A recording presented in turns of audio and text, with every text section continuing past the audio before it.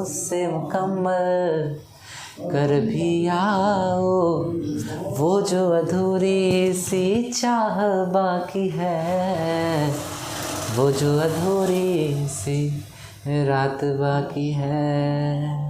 यो यो यो बच्चों, कैसे हो आप लोग। उम्मीद करता हूँ आप लोगों ने मेरा पिछला वीडियो लेक्चर 2 एज ब्लॉक का देखा होगा। मैं हूँ कुणाल मिश्रा, आपका अपना केमिस्ट्री टीचर, और आप देख रहे हैं मेरा चैनल क्रिएटर्स एकेडमी।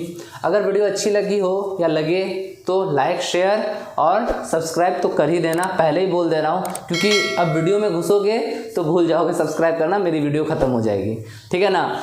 एक्चुअली हमारा पिछला वीडियो इलेक्ट्रोपॉजिटिव कैरेक्टर पे आके ख़त्म हो गया था। अब इसके आगे का फिजिकल प्रॉपर्टीज़ को हमें देखना था। तो आज का जो टॉपिक है, आज का टॉपिक हमारा है melting point and boiling point of alkali and alkaline metals का, ठीक है। देन मेल्टिंग पॉइंट से बच्चों तुम लोग क्या समझते हो, what do you mean by melting point. Hindi वाले बच्चों के लिए गलनांक, गलनांक क्या होता है, ठीक है ना। तो समझो इस चीज़ को, ध्यान दो। जब किसी सॉलिड को हम गर्म करते हैं, गरम गरम गरम गरम उबालते हैं, बात समझ रहे हो, उबालना नहीं एक्चुअली गरमाना, मतलब तुम्हारे अंदर गर्मियों की बौछार लगा दी जाए और तुम पिघलने लगे, बात समझ रहे हो कि तुम जब पिघलने लगे मतलब अपने सॉलिड फॉर्म से लिक्विड फॉर्म की ओर कन्वर्ट होने लगे, तो वो जो पॉइंट होगा टेम्परेचर का, उसी पॉइंट को हम लोग मेल्टिंग पॉइंट बोलते हैं। ये हमेशा याद रखना, मतलब जब सॉलिड लिक्विड में कन्वर्ट हो जाए तो उस टेम्परेचर को क्या बोलते हैं हम लोग, मेल्टिंग पॉइंट बोलते हैं। अब ये जो मेल्टिंग पॉइंट होता है ना बच्चों, ये जनरली, ठीक है ना, एटम के साइज और बॉन्ड पे डिपेंड करता है, ठीक है ना। अगर मान लो एटम का साइज बड़ा हुआ तो वो उसका मेल्टिंग पॉइंट बहुत हाई होगा, या उसका बॉन्ड बहुत मजबूत हुआ, ठीक है ना, बहुत स्ट्रांग हुआ, तो भी उसका मेल्टिंग पॉइंट बहुत ज़्यादा हाई होगा। बात समझ रहे हो। तो हम यहाँ बात करेंगे अब अल्कली मेटल्स का, ठीक है ना। तो देखो अल्कली मेटल्स का अगर हम अप टू डाउन ग्रुप जाते हैं तो मेल्टिंग पॉइंट डिक्रीज करता है। बात समझ रहे हो, मेल्टिंग पॉइंट क्या करता है, डिक्रीज करता है। लेकिन देखो अभी मैंने थोड़ी देर पहले ही कहा था ना, क्या कहा था कि एटम के साइज पे डिपेंड करता है। एटम का साइज जितना ज़्यादा बड़ा होगा उसका मेल्टिंग पॉइंट कैसा होगा, उतना ही ज़्यादा होगा, कम नहीं होगा, ज़्यादा होगा। लेकिन यहाँ देखो साइज बढ़ने के साथ साथ यहाँ मेल्टिंग पॉइंट डिक्रीज कर जा रहा है। बात तो यहाँ उल्टा हो जा रहा है, लॉजिकल समझ नहीं आ रहा। अरे भाई ये डिक्रीज कैसे कर गया, है ना। ये तो है ना एक बड़ा इशू कि साइज बढ़ने के साथ मेल्टिंग पॉइंट क्यों डिक्रीज कर रहा है, ये मैं समझाता हूँ। उससे पहले क्या जान लो, अल्कली मेटल का जो नेचर होता है वो कैसे पाए जाते हैं। अल्कली मेटल्स सॉफ्ट, ठीक है ना। अल्कली मेटल्स कैसे होते हैं, सॉफ्ट होते हैं, बड़ा मतलब मुलायम से होते हैं, गुलगुले मुलमुले से होते हैं। बात समझ रहे हो, तो गुलगुले मुलमुले से होता है अल्कली मेटल्स, ठीक है। लेकिन इनका मेल्टिंग पॉइंट जैसे जैसे तुम अप टू डाउन ग्रुप में जाओगे वो क्या हो जाता है, डिक्रीज करने लगता है। लेकिन करना इंक्रीज चाहिए था, पर कर डिक्रीज रहा है। अब सवाल बनता है क्यों, तो देखो मैं तुम्हें समझाता हूँ, ठीक है ना। सबसे पहले हम कॉन्सेप्ट समझेंगे मेल्टिंग पॉइंट का, ठीक है। अच्छा देखो अभी क्या है कि तुमको किसी चीज़ को क्या करना है, बहुत ज़्यादा, मतलब मान के चलो बर्फ़ ही है ना, बर्फ़ का एक सिल्ली ले लो, ठीक है ना। अब बर्फ़ का सिल्ली क्या करो, एक छोटा सा बर्फ़ का सिल्ली लो, उसको तुम चूल्हे के मतलब कि एक कंटेनर में उस सिल्ली को डालो। तुम लोग घर में भी एक्सपेरिमेंट कर सकते हो, मेल्टिंग पॉइंट बड़े अच्छे से समझ में आ जाएगा। एक छोटे से बर्फ़ का टुकड़ा लेना, उसको एक कंटेनर में, कटोरी में ही रखना और आग लगा के गर्म करने की कोशिश करना। तुम देखोगे तुरंत वो गर्म हो जाएगा, क्योंकि उस बर्फ़ का सिल्ली का जो साइज़ था वो छोटा था। अब तुम क्या करो, उस सिल्ली से और बड़ा सिल्ली ले लो, थोड़ा और बड़ा, उससे बड़ा सिल्ली ले लो। अब तुम उस बर्तन में डालो, अब उसको गर्म करो, तो तुम देखोगे उसको पिघलने में समय लग रहा है। मतलब छोटा सिल्ली जल्दी पिघल गया तुम्हारे उस बड़े वाले सिल्ली से। तो यहाँ तो समझ में आ गया कि छोटा जिसका साइज़ रहेगा उसका मेल्टिंग पॉइंट यानी मेल्टिंग पॉइंट जल्दी होगा, मतलब बहुत कम टेम्परेचर पे वो पिघल जाएगा क्योंकि साइज़ छोटा है। अब जितना बड़ा लेते जाओ उसका मेल्टिंग पॉइंट उतना ज़्यादा होगा, नॉर्मल सी बात है। तो यहाँ तक तो तुम्हें समझ में आया कि एटम के साइज़, यहाँ तक तो तुम्हें समझ में आया ना कि एटम के साइज़ के बढ़ने से मेल्टिंग पॉइंट इंक्रीज़ करना चाहिए। क्लियर। अब देखो अब यहाँ क्या है, हमारा अल्कली मेटल्स है ना, तो इनका साइज तो बढ़ रहा है। क्यों बढ़ रहा है, क्योंकि मैंने बताया था according to number of orbitals shielding effect के कारण, ठीक है ना, बढ़ रहा है। अब देखो अब तुम क्या करो, फिर से एक और एक्सपेरिमेंट कर सकते हो। कोई एक ऐसा पदार्थ मैटर ले लो जो पूरी तरह से ठोस हो, ठीक है, और कोई एक ऐसा पदार्थ ले लो या कोई एक ऐसा मैटर ले लो जो अंदर से खोखला हो। अगर अंदर से खोखले वाले को तो जब तुम गर्म करोगे तो वो तुरंत मेल्ट कर जाएगा, लेकिन जो ठोस है जिसके अंदर मैटर कूट कूट के भरा पड़ा है, ठीक है ना, वो जल्दी नहीं पिघलेगा। जो खोखला नहीं है अंदर से, उसमें टाइम लगेगा। तो वही हाल हो जाता है इनके साथ, ठीक है ना। सबसे पहली बात, इसके पास 1 वैलेंस इलेक्ट्रॉन होते हैं, एक ही वैलेंस इलेक्ट्रॉन। क्यों? क्योंकि इनका इलेक्ट्रॉनिक कन्फिगरेशन कैसा होता है? NS1। अल्कली मेटल्स का कैसा होता है? NS1 होता है ना, बताया है मैंने, कितनी बार पढ़ाया मैंने, NS1 होता है। तो NS1 यानी एक ही वैलेंस इलेक्ट्रॉन है, तो जब भी ये शेयरिंग करने जाएगा तो एक ही इलेक्ट्रॉन के साथ करने जाएगा। तो क्या है, इनका जो क्रिस्टल लैटिस है ना, वो बहुत ज़्यादा मजबूत नहीं बन पाता, तो इनका जो मेटल टू मेटल बॉन्ड होता है वो वीक होता है, ठीक है। पहला रीज़न तो ये है, क्या, इसके डिक्रीज होने का मेल्टिंग पॉइंट का, ठीक है ना। और दूसरा रीज़न मैं समझाता हूँ, एबनॉर्मली साइज इंक्रीज करता है। मतलब एटॉमिक साइज जो होगा, एटॉमिक साइज यहाँ से ऊपर से नीचे आने पर जो हमारा साइज बढ़ रहा है, वो कैसा बढ़ रहा है? एबनॉर्मल एटॉमिक साइज, ठीक ना, इंक्रीजेज। मतलब क्या, एटम का साइज एबनॉर्मली इंक्रीज कर रहा है, मतलब जिस तरह से इसको करना चाहिए था वैसा नहीं कर रहा, अचानक से बढ़ जा रहा है। और उसका रीज़न क्या है? डी ब्लॉक का पाया जाना। तुम्हें पता है डी ब्लॉक यानी डी ऑर्बिटल का पाया जाना, सॉरी डी ब्लॉक बोल दिया मैंने, किसके कारण? डी ऑर्बिटल्स का पाया जाना। डी ऑर्बिटल्स का मतलब क्या हो रहा है? डी ऑर्बिटल को रिप्रेजेंट करने लगता है हमारा पोटेशियम से, ठीक है ना। वो क्या कर रहा है? वो अब डी ऑर्बिटल को रिप्रेजेंट करना शुरू कर दे रहा है। मतलब हम लोगों ने डी ऑर्बिटल में भी इलेक्ट्रॉन्स को भरना शुरू कर दिया, मतलब डी ऑर्बिटल आ जाता है अब पोटेशियम से, ठीक है ना। अगर डी ऑर्बिटल को रिप्रेजेंट कर रहा है तो क्या हो रहा है? साइज बढ़ रहा है, ठीक है ना। साइज बढ़ रहा है बिकॉज क्या हो जाता है? शील्डिंग इफेक्ट बढ़ जाता है अचानक से। अब अचानक से शील्डिंग इफेक्ट बढ़ रहा है तो क्या हो रहा है? उसके कारण इस एटम में क्या क्या प्रॉब्लम आ रही हैं, तो उसके कारण क्या हो रहा है? अचानक से साइज बढ़ रहा है, जिस हिसाब से बढ़ना चाहिए था वैसा नहीं, अचानक से साइज बढ़ रहा है। और साइज तो बढ़ ही रहा है, साथ में क्या हो रहा है? एटम का डेंसिटी भी घट रहा है। डेंसिटी कैसे घट रहा है? क्योंकि एटम उस हिसाब से नहीं जा रहे हैं, जिस हिसाब से उसका साइज बढ़ रहा है, वॉल्यूम बढ़ रहा है, उस हिसाब से उसका मास नहीं बढ़ रहा। मास बढ़ना चाहिए पर उस हिसाब से मास नहीं बढ़ रहा जिस हिसाब से इसका मास बढ़ना चाहिए था। तो क्या हो रहा है? वॉल्यूम तो बढ़ रहा है पर मास नहीं बढ़ रहा है, मतलब उसके अंदर मैटर कम है। अब मैटर कम हो जा रहा है मतलब एटम्स कम हो रहे हैं, तो जगह ज़्यादा बच रहा है, खुला जगह। बात समझना, मेरा इमेजिनेशन को तुम भी इमेजिन कर सकते हो। बॉन्ड एक तो बन नहीं रहा क्योंकि एक ही वैलेंस इलेक्ट्रॉन, ऊपर से साइज भी अचानक से बढ़ जा रहा है। तो क्या है, वो जो ये जो धीरे धीरे करके नीचे की ओर हम जा रहे हैं, तो साइज तो बढ़ रहा है लेकिन खोखला, अंदर में कैसा हो जा रहा है? खोखला होते जा रहा है। तो क्या है, मेल्टिंग पॉइंट इसी हिसाब से क्या होता है? घटते चला जाता है, क्योंकि खोखला चीज़ को गर्म करोगे तुरंत तो सॉलिड से लिक्विड में कन्वर्ट हो जाएगा। अब तुम यही सोच लो कि सीजियम का मेल्टिंग पॉइंट इतना वीक होता है कि उसको तुम बस लाकर खुले हवा में रखो तो सही, तुम देखोगे सॉलिड से तुरंत कन्वर्ट होकर लिक्विड में चेंज करेगा और थोड़ा देर में उसमें आग लग जाएगा। आग ही लग जाएगा मतलब मेल्ट हो जाएगा वो पूरी तरह से, ठीक है ना। उसका गैसेस फॉर्म में भी चला जाएगा, सॉलिड से लिक्विड, लिक्विड से गैस, गैसेस फॉर्म में चला जाएगा। ऐसे सीजियम में याद रखना, सीजियम कोई रेडियो एक्टिव मेटल नहीं होता है, बट हाँ सीजियम इतना रिएक्टिव होता है कि अगर सॉलिड को आप रखो तो खुले हवे में, वो बेचारा उसी टेम्परेचर में पिघल ही जाएगा। अब पिघल के फिर थोड़ी देर में उसमें अपने खुद ही आग लगेगा और फिर वो हवे में गैसेस फॉर्म में निकल लेगा पतली गली से, ठीक है। तो यहाँ तक तो सबको समझ में आ गया, ठीक है। अगर नहीं समझ में आया है तो एक बार जरूर करना कमेंट सेक्शन में, मैं आपको फिर से समझाऊंगा। देखो समझ लो, इतना ही समझ लो कि जैसे जैसे इसमें एटम का साइज जो होता है वो अचानक से बढ़ जाता है डी ऑर्बिटल के कारण। क्योंकि अगर आपने यूनिट 2 पढ़ा है मेरे पास, एक्चुअली ठीक है कहीं भी पढ़ा है, यूनिट 2 पढ़ा है या यूनिट 3 भी पढ़ा है, अगर आपने शील्डिंग और स्क्रीनिंग इफेक्ट को अच्छे से समझ लिया है तो मैं गारंटी देता हूँ आपको ये समझ में आ जाएगा। क्योंकि डी ऑर्बिटल के कारण अचानक से स्क्रीनिंग इफेक्ट बढ़ जाता है, ठीक है। यहाँ तक में कोई इशू नहीं होनी चाहिए आपको। एक काम करो, फटाक से इसका स्क्रीनशॉट ले लो। चलो बच्चों, हम लोगों ने मेल्टिंग पॉइंट्स को अच्छे से समझा, ठीक है। अल्कली मेटल्स के रिस्पेक्ट में मेल्टिंग पॉइंट को जाना भी, अल्कलाइन मेटल्स का बाकी है। मैं दोनों के रिस्पेक्ट मतलब मेल्टिंग पॉइंट और बॉइलिंग पॉइंट दोनों को समझाने के बाद अल्कलाइन मेटल्स के बारे में बात कर लूँगा, अब कुछ है नहीं। देन अब हम लोग जानेंगे बॉइलिंग पॉइंट के बारे में कि बॉइलिंग पॉइंट्स क्या होता है। देखो सबसे पहली बात, बॉइलिंग पॉइंट होता क्या है?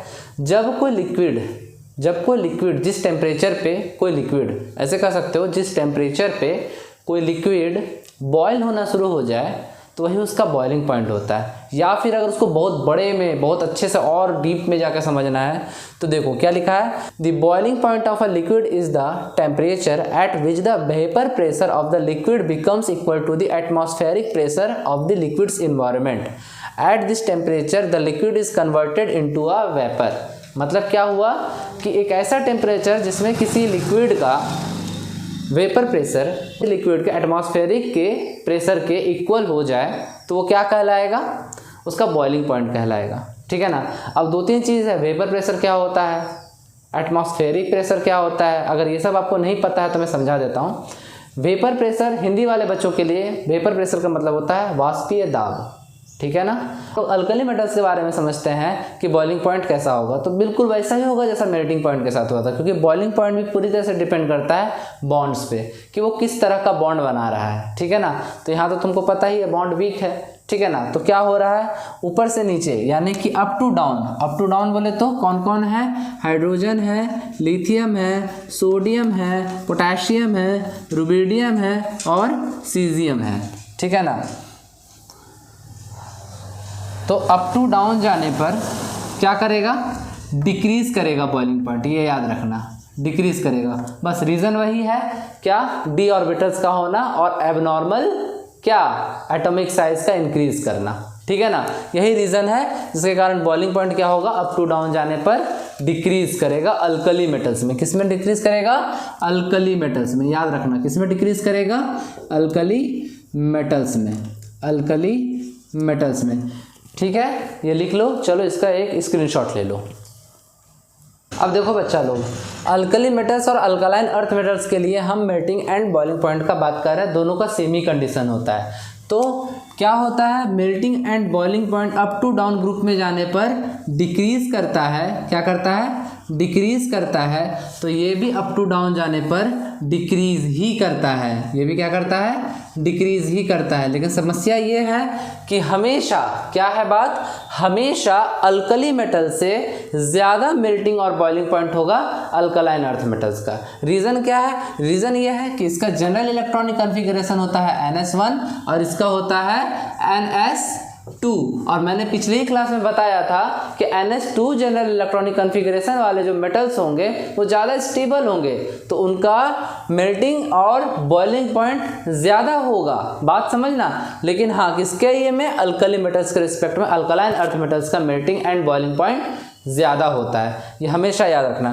तो इसके लिए क्या लिखेंगे, अल्कली मेटल्स के केस में अल्कली मेटल्स, अल्कली मेटल्स और alkaline earth metal, alkali metals और अल्कलाइन अर्थ मेटल्स के केस में हमेशा ज़्यादा होगा, हमेशा क्या होगा, हमेशा ज़्यादा होगा, हमेशा ज़्यादा होगा मेल्टिंग और boiling point alkaline earth metals का। इस बात को अच्छे से समझ के रखना और दिमाग में भी रखना, क्योंकि इससे भी डायरेक्ट वे में क्वेश्चन आ जाता है।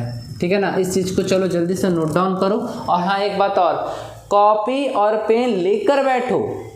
क्लास जब स्टार्ट हो रही है, माना कि यूट्यूब पे आप जब चाहो तब देख सकते हो, तो उसका मतलब ये नहीं कि अपने टाइम को वेस्ट करो, क्योंकि जब तक तुम अपने टाइम को नहीं समझोगे ना, ये टाइम तुमको कुछ समझने देगा भी नहीं।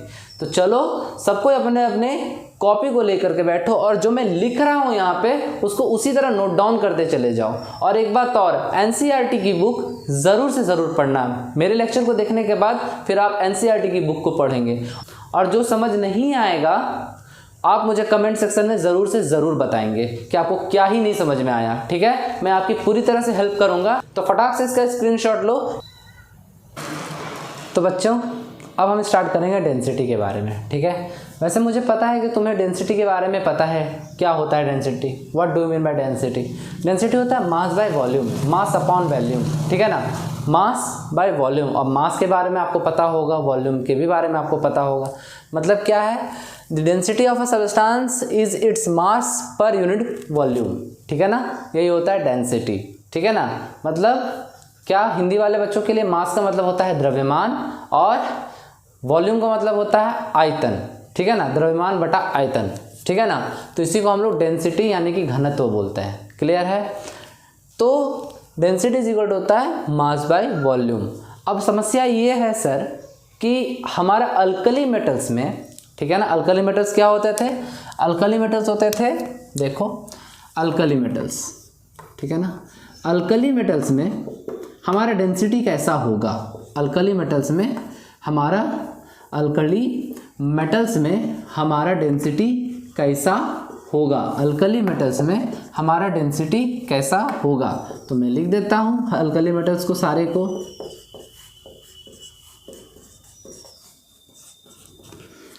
तो अल्कली मेटल्स में जब हम अप टू डाउन जाते हैं, अल्कली मेटल्स में जब हम अप टू डाउन जाते हैं, ठीक है ना, तो हमारा डेंसिटी कैसा होना चाहिए, इंक्रीज करना चाहिए। डेंसिटी कैसा करना चाहिए, इंक्रीज करना चाहिए, क्योंकि देखो अप टू डाउन जाते हैं तो एटम का साइज क्या होता है, बढ़ता है, ठीक है ना। तो अगर एटम का साइज बढ़ रहा है तो जाहिर सी बात है उसका मास भी बढ़ना चाहिए वैसे ही, और साइज भी बढ़ना चाहिए वैसे ही।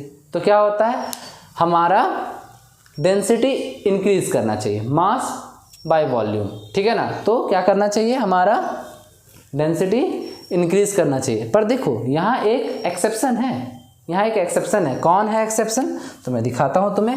एक्सेप्शन है पोटेशियम, पोटेशियम और सोडियम। नॉर्मली थियोरेटिकली, है ना, थियोरेटिकली हमारा पोटेशियम का डेंसिटी ज़्यादा होना चाहिए था सोडियम से, पर ऐसा नहीं होता है बच्चों। होता क्या है, यहाँ होता ये है कि सोडियम जो, मतलब कि ये जो पोटेशियम है वो लाइटर होता है सोडियम से, ठीक है ना, यानी कि पोटेशियम का डेंसिटी कम होता है सोडियम से, ठीक है ना। देखो एक्सेप्शन क्या, तो पोटेशियम का डेंसिटी जो होता है वो सोडियम से क्या होता है, कम होता है। ऐसा क्या होता है, क्यों ऐसा होता है, तो मैंने आपको पिछले ही थोड़ी देर पहले ही बताया है, क्या, डी ऑर्बिटल्स के कारण।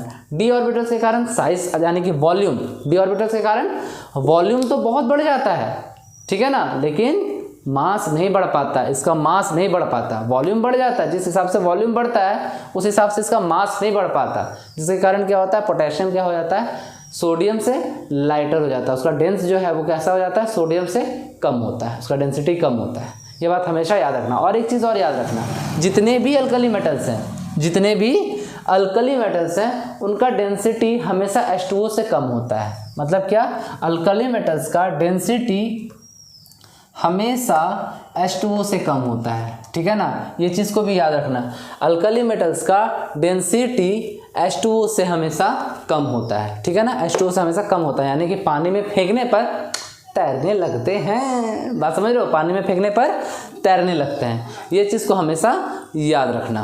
यहाँ तक तो आपको समझ आ ही गया होगा। क्या है कि potassium is lighter than sodium because abnormal increase in its atomic size. Reason क्या है, reason the presence of penultimate d orbitals, ठीक है ना। क्या हो जाता है, जो डी ऑर्बिटल्स हैं वो आ जाते हैं, जिसके कारण क्या होता है, साइज अचानक से बढ़ता है लेकिन मास उस लेवल पे नहीं बढ़ पाता, जिसके कारण वो इसका यानी कि पोटेशियम का जो डेंसिटी होता है वो सोडियम से क्या हो जाता है, कम हो जाता है। क्लियर हो गया, यहाँ तक तो कोई दिक्कत नहीं है। अब देखो यहाँ क्या है, अल्कलाइन अर्थ मेटल्स के लिए रिस्पेक्ट में बता दे रहा हूँ। तो अल्कलाइन अर्थ मेटल्स जो होते हैं, अल्कलाइन अर्थ मेटल्स जो होते हैं, तो मैं यहाँ लिख रहा हूँ, ठीक है। अल्कलाइन अर्थ मेटल्स जो होते हैं उनके साथ भी यही इशू होता है, लेकिन प्रॉब्लम क्या है, बस यहाँ पर उनसे क्या पूछा जाता है, अल्कलाइन अर्थ मेटल्स जो होंगे उनका डेंसिटी जो होगा वो अल्कली मेटल से हमेशा क्या होगा, ज़्यादा होगा। यानी alkaline earth metals, alkaline earth metals का डेंसिटी हमेशा ज़्यादा होगा, हमेशा ज़्यादा होगा अल्कली मेटल से। किससे, अल्कली मेटल से। ये हमेशा से याद रखना, ठीक है ना, ये हमेशा याद रखना कि अल्कलाइन अर्थ मेटल्स का डेंसिटी अल्कली मेटल से ज़्यादा होगा। बिकॉज क्यों, क्योंकि इनमें क्या होते हैं, NS2 वाले, NS2 वाले क्या, इलेक्ट्रॉनिक कॉन्फ़िगरेशन। NS2 क्या है, इलेक्ट्रॉन्स ही तो है, इलेक्ट्रॉन्स को ही तो भरा जा रहा है ऑर्बिटल्स में, ठीक है ना। तो इसमें क्या होगा, ये थोड़े से ज़्यादा स्टेबल होते हैं, तो इसलिए ये अल्कली मेटल से इनका डेंसिटी हमेशा ज़्यादा होता है। इज दिस क्लियर, अच्छे से समझ में आया। चलो फटाक से स्क्रीनशॉट ले लो, ले लो। हेलो बच्चों, अब इसके बाद हमारा मतलब डेंसिटी के बाद हमारा नेक्स्ट पॉइंट आता है लैटिस एंथैल्पी का।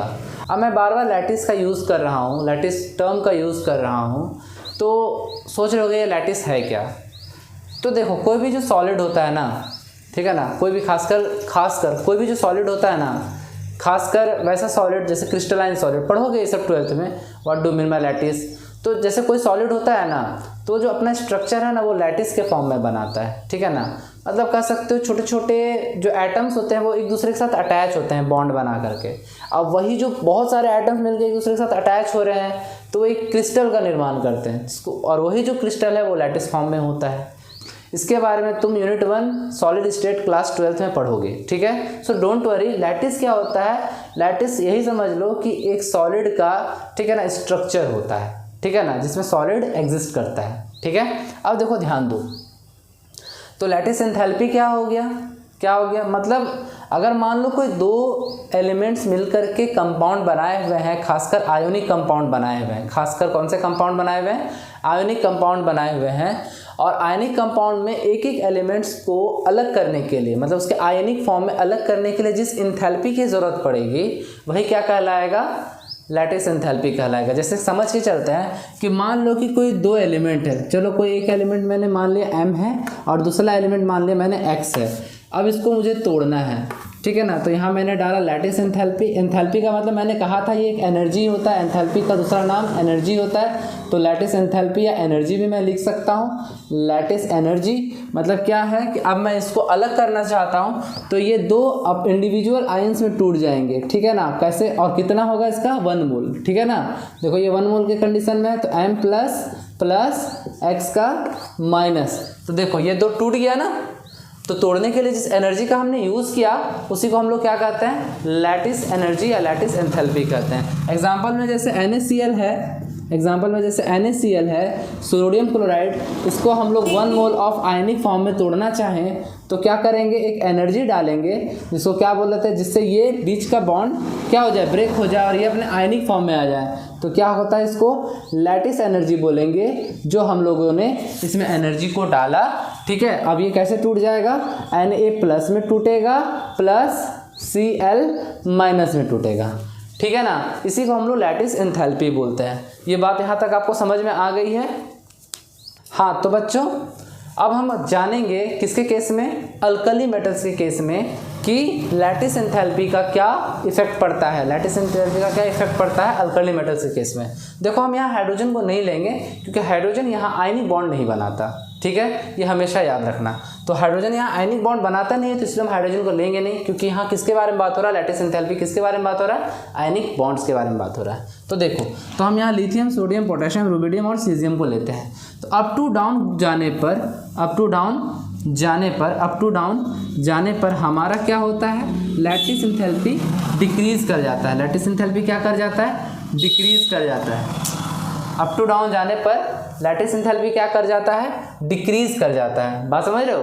तो अब देखो हम लोग एक काम करते हैं, क्लोरीन के रिस्पेक्ट में सभी का बात कर लेते हैं। तो LiCl लेते हैं, NaCl लेते हैं, KCl लेते हैं और RbCl और CsCl लेते हैं। तो बताओ सबसे ज़्यादा लैटिस एंथैल्पी किस में लगेगा तोड़ने के लिए, बिल्कुल लिथियम पे लगेगा, ठीक है ना। सबसे ज़्यादा लिथियम पे, उससे कम NaCl पे, KCl, RbCl, सबसे कम किस में लगेगा, CsCl पे लगेगा। बात समझ रहे हो। तो ये आपको याद रखना, ये ऑर्डर है लैटिस एंथैल्पी का। ये डायरेक्ट कभी कभी क्वेश्चन पूछ दिया जाता है एग्जाम में, ये डायरेक्ट ऑर्डर पूछ दिया जाता है एग्जाम में कि यहाँ पे किस पे सबसे ज़्यादा लैटिस एंथैल्पी लगेगा, मतलब कौन से लैटिस को तोड़ने में सबसे ज़्यादा एनर्जी खर्च कर रहे हो। तो वो लिथियम क्लोराइड होगा, उसके बाद सोडियम उसके क्लोराइड, उसके बाद पोटेशियम क्लोराइड, रुबिडियम क्लोराइड और सीजियम क्लोराइड। इस बात को अच्छे से समझ के चलना। इसके बाद का हमारा आखिरी टॉपिक है फ्लेम कलरेशन, ठीक है, वो मैं अभी आपको स्लाइड में समझाता हूँ। इसके बाद का हमारा आखिरी टॉपिक है फ्लेम कलरेशन। इसको चलो लिख लो, रुको मिटा दे रहा हूँ। अब लास्ट टॉपिक यानी कि लास्ट फिजिकल प्रॉपर्टी है हमारा फ्लेम कलरेशन। ये क्या होता है बच्चों, मतलब अल्कली मेटल्स को जब हम जलाएंगे तो वो कैसा कलर दिखाएगा, कैसा कलर शो करेगा, या अल्कलाइन अर्थ मेटल्स को जब हम जलाएंगे तो वो कैसा कलर शो करेगा, ठीक है ना। तो इसके लिए मैं आपको लेके चलता हूँ स्लाइड पे। तो बच्चों ये है आपका फ्लेम कलरेशन, ठीक है। तो फ्लेम कलरेशन हम लोग अल्कली मेटल्स के लिए पढ़ेंगे। तो हमें पता है लिथियम, सोडियम, पोटेशियम, रुबिडियम और सीजियम है, ठीक।